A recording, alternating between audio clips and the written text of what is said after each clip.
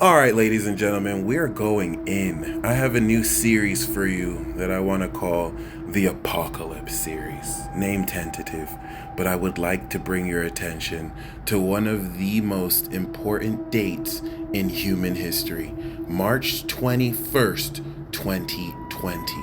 This series is going to go at length into analyzing the mathematics of this cycle that I would like to call and should be called the Apocalypse cycle. The significance of this cycle beginning at 1 degrees Aries, which represents the equal day and equal night, not concerning what constellation it is in, represents, of course, the reset of the seasonal nature of the zodiac. So it is not a coincidence that this conjunction cycle is beginning as we kick in the beginning of a new year. What I want to bring to your attention, however, is this 4-planet conjunction cycle, which features the 4 horsemen of the apocalypse. Of course, we have Mars, the god of war, representing war.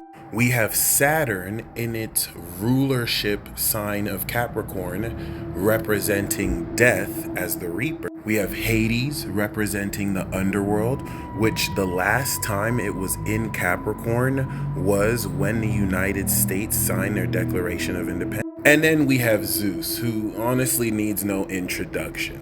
For the first part of this series, what we want to pay attention to is actually the influence of Jupiter and Pluto.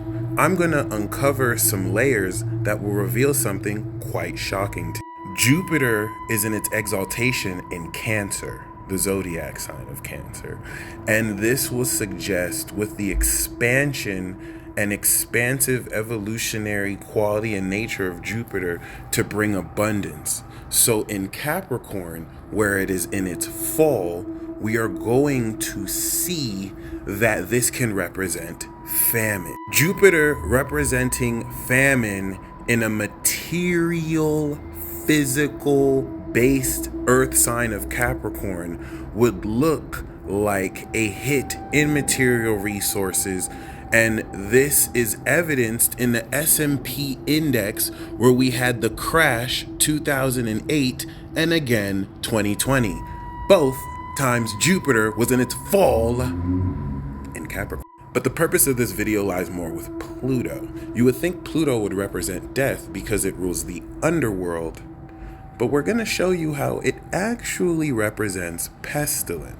This is where things get really interesting, guys. If we look at the Great Influenza Epidemic, we note that 1918 was where this kicked off. What do we notice about the astrology of 1918? Well, let's actually show you. Here's a chart of August of 1918, and what do we see in the sign of Cancer? We see Jupiter and Pluto. Interesting. Well, let's examine the H3N2 virus that happened in 1968. On what do we see? September 1968, Jupiter and Pluto. It looks like so far we are seeing a pattern of the expansion of Jupiter spreading the pestilence of Pluto everywhere. And that's what brings us to COVID-19, the most recent pandemic that affected the world collectively saw the planet Jupiter entering where? You guessed it, Capricorn. In the sign of organization and planning, it's almost as if elements of this apocalypse are manipulated, but we can save that for another part in this series.